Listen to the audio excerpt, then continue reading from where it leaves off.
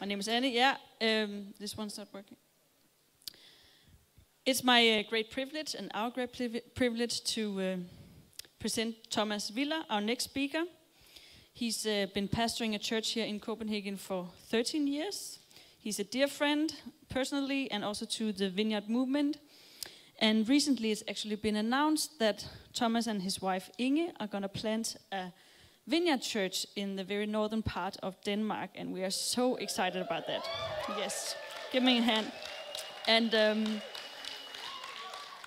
apart from being a close friend and now also family, actually, he will today help us understand young people, young adults, their norms, their behavior, their values and practices, so we can understand them a little bit more. Thomas is a very wise sociologist, actually, and he's been studying youth culture for a long time.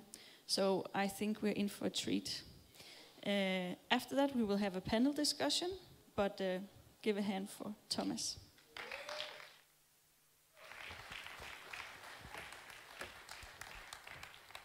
Good afternoon. Are you doing well? That's great. It's so great to be here. And the last time I was here at the summit, it was some years ago. It was basically the same topic. So we can just roll the video from that time. I mean, that would be easy to do. But this time, they have only given me 30 minutes, and I have like 52 slides. And so it's just going to be really, really fast. No, I have 34, so it's not totally true. But it's great to be here. And now I can call you all family. I mean, that is really a privilege. And I'm going to say hello from my two kids. If you have the slides somewhere. No, anyway. They're not important anyway, so... Oh, there they are. Yes, that's Selma and Eleanor. And as you can see, Selma is supporting the right team. And so we're all good. And I'm married to Inge. And they're right now in Aalborg, actually, where we're going to plant a vineyard church. And they're scouting places to live and just having a good time, I hope. But what we're going to talk about today is the Millennials, or Generation Y, or Z, or whatever we should call it. And what I'm trying to give you here today is just like a snapshot of who the next generation is. And I'm going to probably do a lot of generalizations, and there's a lot of things that I'm going to say today that we could probably dive more deeply into. But I hope that when this session is over, that you will kind of have a sense of who is the next generation and how is it that we're going to reach them. And and just kind of maybe also get a heart for actually the next generation, because we need to see a new generation come to Christ. So I'm trying to give you a picture of their world and their reality. But often as people standing outside of culture, we tend to kind of have special, what can you call it? We have our thinkings and our kind of thoughts and perspectives on them, but we are trying to see if we can actually give them their perspective of who they are.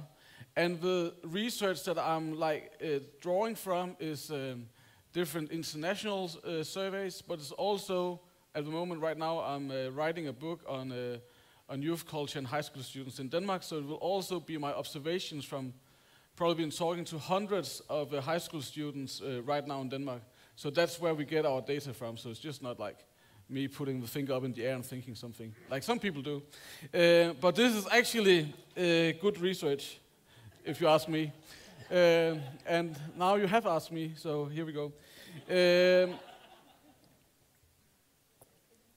But the normal way that we look at youth culture is that we have a certain perspective. And as you can see on the next slide, I mean, this is Time magazine that is saying, I don't know if you can read the subtitle of the magazine, but it says, the me generation, millennials are lazy, entitled, narcissists who still live with their parents, why they'll save us all. That's how grown-ups look at young people, right? That's how we view the young people. And actually, that's how we have always viewed young people. As you can see, the next guy here, this is Hesiod. He's a Greek economics that actually was living 600 before Christ. And this is what he said about his young generation. I see no hope for the future of our people if they're dependent on the frivolous youth of today. For certainly all youth are reckless beyond words. When I was a boy, we were taught to be discreet and respectful of elders. But the present youth are exceedingly wise and impatient of restraint. And so, in some way, we are always looking at the young generation as, they just don't have it. They just don't have it. And what we are trying to do today is to try to change that view a little bit and say, this is actually a generation that have it. And the way that we are going to view it is that they're created in the image of God and they have all the potential to actually change the world and to actually do church a lot better than my generation did. And so what we're trying to do, I'm trying to just the next 25 minutes give you my perspective of who they are and what I have observed talking to them and when they have tried to put, you could say, words on who they are. But why are millennials important? If you just go 3 slides, I may have to. Why are millennials important? First of all, they're redefining reality. Because they are a new generation that is trying to explore life again, like all young generations are doing. And they're trying to, for themselves, redefine lifestyle. They are redefining behavior. They are redefining values, work, family, and faith. There's nothing new about that, but every generation are doing this. They're redefining what they inherited from the old generation. And if we are going to reach out to the next generation, then we need to know how they are redefining reality. Because if we want to incarnate the gospel into the future, then we need to understand how they are redefining the world. And it's very interesting how they're doing it.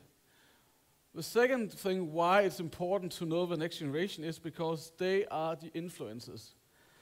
Most research show that it's the age group between 18 and 24 that is actually influencing both below, so the teenagers, but also the groups above. If you really want to reach out to the influencers of today's world, then you need to reach out to people between 18 and 24. And if you don't know them, and if you don't see them as God has created them, then we are not going to influence the world around us. This is the most important generation. And then, of course, as I said, they give us a glimpse of tomorrow. When we look at how they're living and how they're trying to redefining life, then we are also getting a glimpse of how will the world look like tomorrow. And then we as church can start to think, okay, what does the good news mean and how does the good news translate and contextualize into the future tomorrow? And then as one, I don't know who originally said this, but there was some kind of bishop in England who said, the church is only one generation from dying. It only takes one generation and then the church is dead. So if we don't reach this generation and if we don't see that actually we're getting more people, then we will just, we will end up dying. And of course I think that God is greater than that, but of course we can facilitate some stuff so we don't so easily die. But the potential is there. One of the biggest thing, of course, from this generation, from all other generations, is of course this one, the smartphone. That is what they've been growing up with. And normally we say that, for them, the smartphone and technology and social media has been the natural thing. And just imagine, for my generation, this is just crazy. That 9/11, for some of them, they were only 2 years old and they don't remember 9/11. I just saw an interview the other day, or read an article, where they were interviewing a 16-year-old girl. And then they were asking her about, so what did she think about being born in the year of 9/11? And then she said, 9/11? Because she had heard about 9/11 deniers. And she thought it was 9 people that denied the number 11. I mean, that's the generation that we're reaching out to. They don't even know about 9/11. It makes me a lot old, but I mean, it's just a totally new world they're coming into. And then what we say, if you get things when you're from 0 to 15 years old, then it's natural for you to live with those things. If you are between 15 and 30 and you get a device like this or something like that, then you can learn how to cope with it or handle it. But if you are below 35 or over 35 years old and get new technology, it will just kind of seem strange to you and foreign to you. And so these people, so if you're over 35, it's just over and out. So, yeah.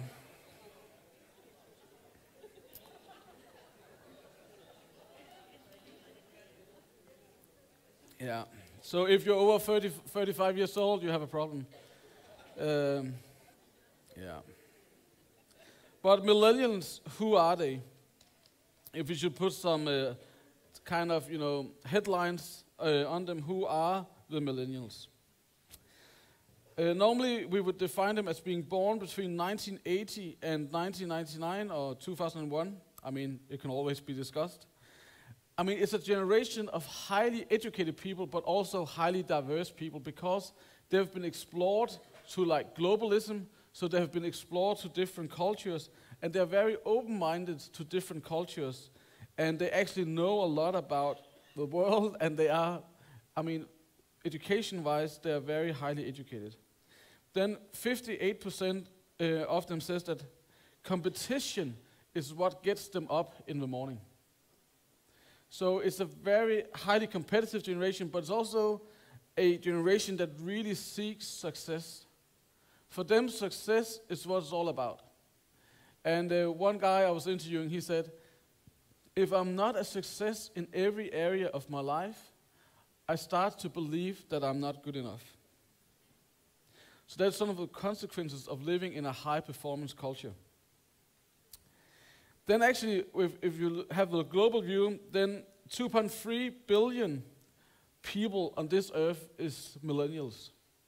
So it's the biggest people group on earth right now. And in 2025, it will be 75% of the workforce worldwide. So this generation is already now the future. It's not only the future, but it's also today. And if you want to reach the world today, we need to reach this generation, and we need to understand it. And then, interestingly enough, over 40% of this generation, they want to start up their own business. I mean, that's good potential for church planters, right? So, I mean, as a church, there's a big potential. If we kind of corner this one right, then we will actually see a big group of people maybe wanting to start churches, because that is the best startup business in the world. And by the way, Aalborg is going to be the best next thing. And then actually, over 50% of this generation, they prefer brands that actually makes a difference. For them, it's not only good enough that it looks good and you are cool when you wear these things, but what makes a brand cool and what makes any choice cool and good is that it's actually making a difference.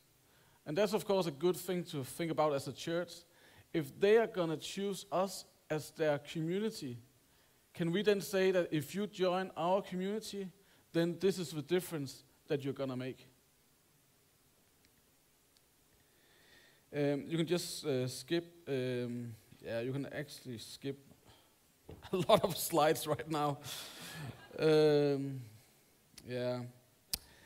We will just go down to the slide where it says Gen Millennials, because there's more headlines I would like to give you. I mean, for them, the journey is the destination. For my generation, I mean, the journey was not necessarily the destination. it was actually important to get there. But for this generation, the process and getting there is just as important as where we are going. So if we don't have fun, if we don't learn things along the way, then it doesn't matter. And it's actually also a generation that is combining passion and work. And what I mean with that is that, I grew up in a time where, then there was work life and then there was private life, and it was even worse in my parents' generation. But this generation, they don't know when I'm working, when is it private. But they want to combine their passion and their work.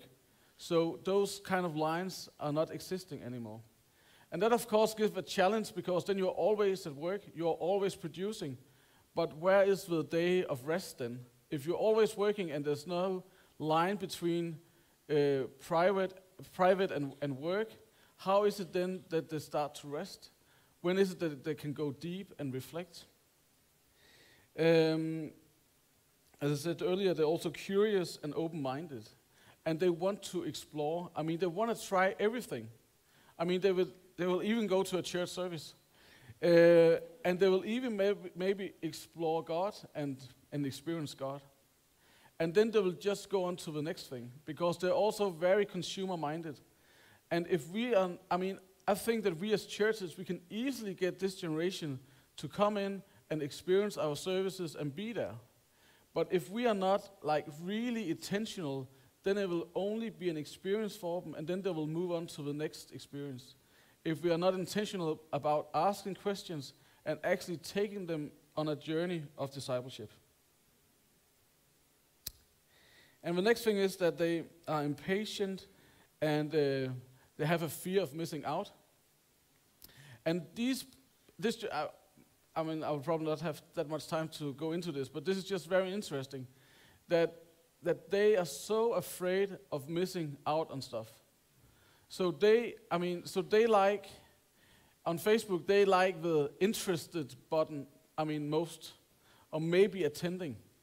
Because in that way, they can actually keep every option open.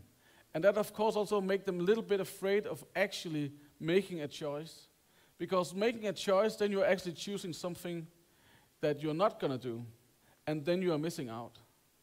So to actually also choose Christ, choose a church community, it actually means that you are choosing something else that you're not going to do.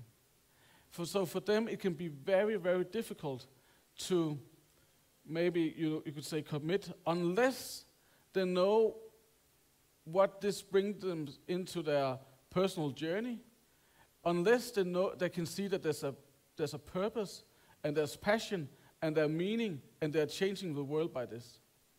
But a lot of times, we as churches are really, really bad at actually articulating what is it that saying yes and being a disciple means to a personal life.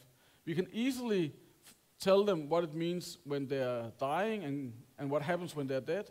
But what does it actually mean right here and right now to commit to Christ?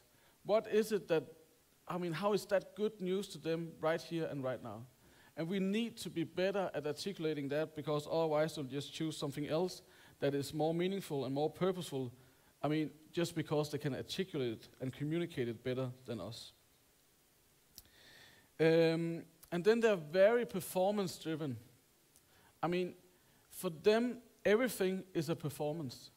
And basically what the culture has told them all the way along is, you are what you do. And so that's why they have to be perfect in everything they do, because their value and self-esteem comes out from their latest performance. And as all of you know, is that we cannot be perfect all the time, and we cannot succeed all the time, and we can never be number one all the time. But they have seen X Factor. They have seen reality shows where it's all about being the one and having success. And they don't know how to handle not being number one. And that's why they're thinking, it's really a paradox. One side, they think they can change the world, but on the other side, they think they're not good enough. So we need to be good news to them also in that area.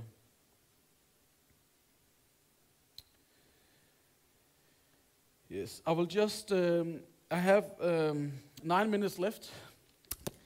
And I will just, and I have a lot more I would like to tell you, but I will just see how far I can go. But just to continue on with success in a performance culture, that what this generation is asking is, how is it that this thing that we are, giving to them, how is it that can help them being a success in every area of their life?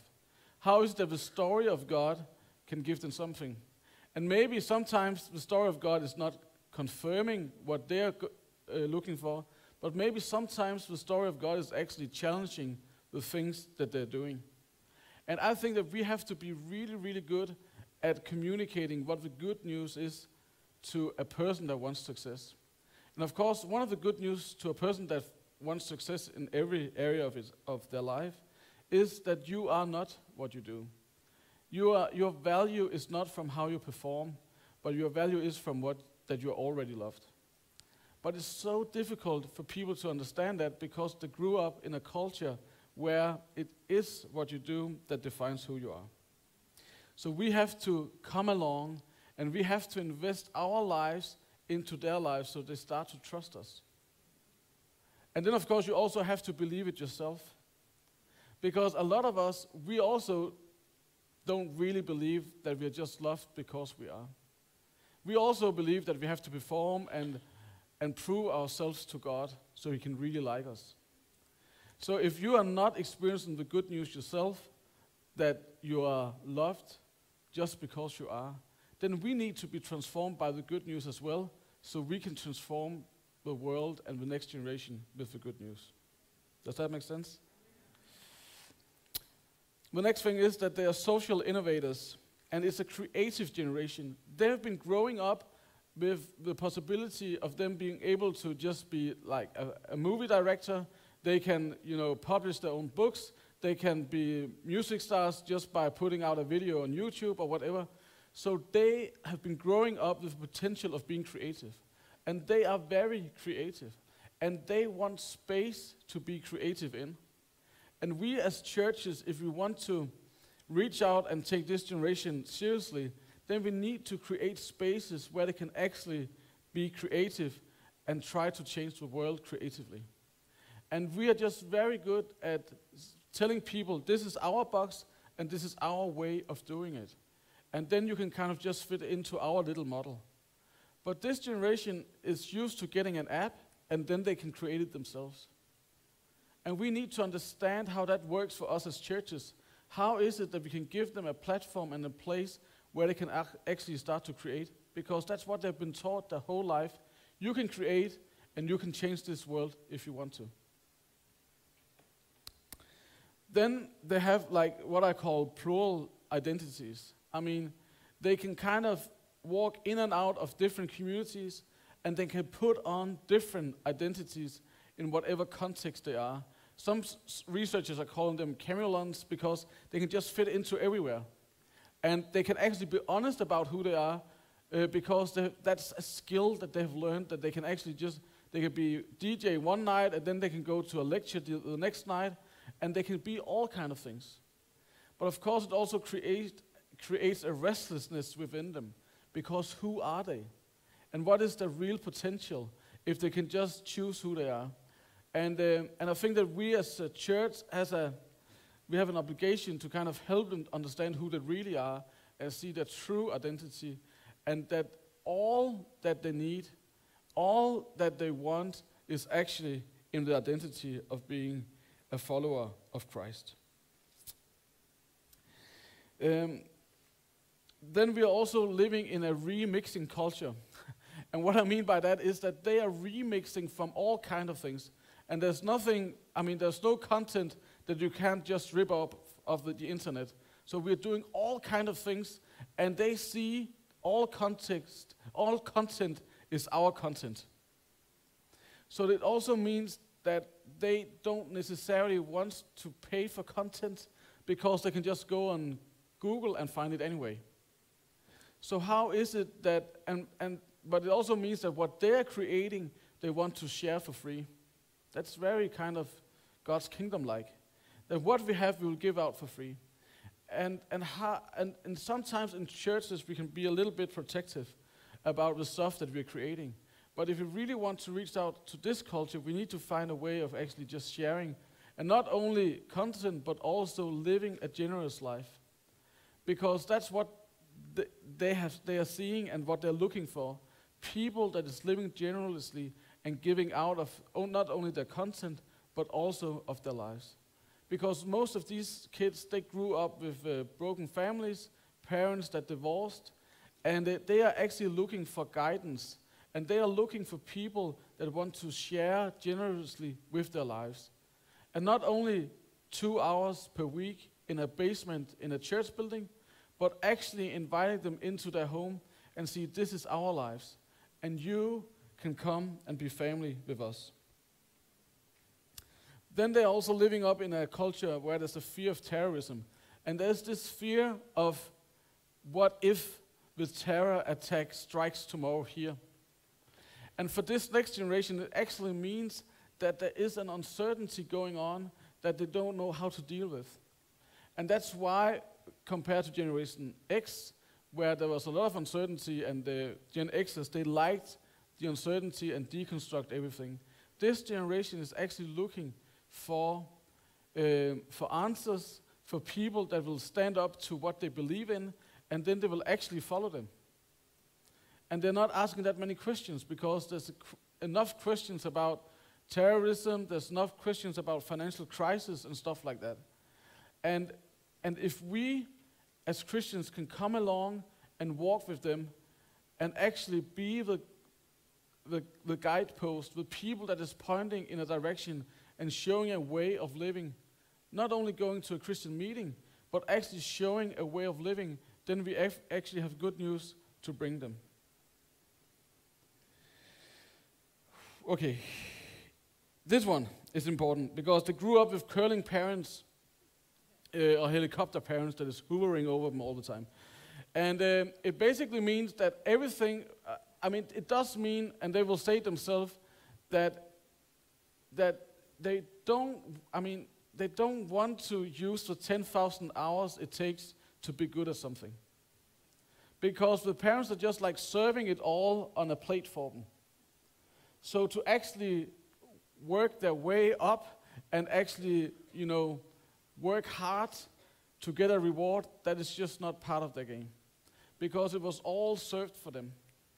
And actually, combining it with this smartphone, it really gets crazy. Because what our brain is looking for is dopamine, which is like a reward chemical stuff in our brain that says, it's good to be here. And normally it takes hard work to actually get that released. It's also the same kind of chemical stuff that's being released when you do like a long run. And then you come home, and even though you're exhausted, you're also feeling, this is good. But actually, when you look at your smartphone and you get a like, it's the exact same drug or chemical stuff that is being released. So that means for them, and all human beings, they're looking for this dopamine to actually kind of relax them, and so they can have a sense of well-being. And the problem is that we have kind of, with smartphones and instant feedback and all that kind of stuff, we have kind of, twisted our brain so it just wants more and more kind of this dopamine. And it means that we will not take the time and effort to get it released. We want it instantly. And it means that a lot of these millennials, they have a short extension span. They will not be able to sit at a lecture like this. They will right now be on their smartphones to get some dopamine in their brain. Some of you are doing it, it's okay. We'll pray for you later. But it is seriously a big challenge for a generation where their brain has been their body has been used to this chemical stuff so much. And we need to kind of learn them how to be not so addicted to it. Yeah. We'll see. The most important things, I know I have to, what? You're getting dopamine. Yes. Yeah. Now, I like, right? No. So, I'll just jump to what is the good news for this generation, because this is probably the most important. The best news for this generation is, of course, Aalborg Vineyard, but except from that,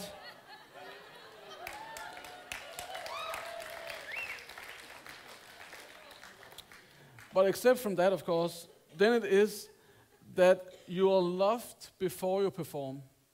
I've said that before today. But that they actually sense and feel and experience that they are loved before they perform is very important. And we as churches, we are very good at creating a culture. I know I have not been part of the Vineyard so long time, but in the background where I come from, we are very good at loving people if they behave the way that we want them to behave. And even though we say we love them just for who they are, I mean, the culture can easily be that we are actually not doing that. So we really need to be very intentional to actually love people for not what they do, but for actually that they just are. And then some good news for this generation is that God is calling them into family. I mean, all of us are longing for family and a sense of belonging. And this generation don't know where they belong. And if we as Christians and people following Christ can actually create spaces where there is a sense of family, that will be so good news to this family, or to this generation. And then it's also, we have to say, actually, it's a good news that battle and sorrow and loss is part of life, but there is a resurrection. Because, I mean, this generation grew up with everything has to be perfect, everything has to be a success, and I need my chemical reward right now. And they're not used to being in the desert. But we as Christ followers, we know that the desert is part of the experience. Death is part of resurrection. That we have to die before we can live. And for some of this generation, it will be good news to actually say that it's okay that you are sad. It's okay that you feel lonely. It's okay that there's a battle going on, because it has to happen before Christ can come and give you life to the full. And then it's good news that God is good. So you don't have to find satisfaction everywhere else. And for a lot of this generation, and maybe also you and I, we don't really believe that God is so good. So we are trying to find satisfaction in all kinds of places. But if we really believe that God is good, then we don't have to find satisfaction anywhere else. And the thing is that if you try to find it anywhere else, it will just be a eternal hunt for satisfaction, and it will never be enough. The only place where it's enough, it is when you come to God. And then it's actually good news for this generation that we believe that God has created them so they can actually change the world. Because that is the main question when they come to your communities is this helping me changing the world? And it's a good kind of self-reflection question to us as communities. If people come to us, will they be part of a story and a community that is changing the world, or what will they become part of? Are we changing the world? And the last question to you and me is, are you ready to give your whole life to this generation? Because it requires your whole life. It's not just 2 hours per week, but it's actually investing all of you so they can see how you are handling life, so they can see how you are doing. If they are looking for family, a sense of belonging, then they need all of you. Because, I mean, you are with if you have kids, you are with them almost daily. And if you really want to see this generation as spiritual kids, then you need to invest your whole life and organize and maybe reorganize your life so there is space to see them, and that you actually want to give it all so they can live. Are we ready for that? Amen. Okay, I did it.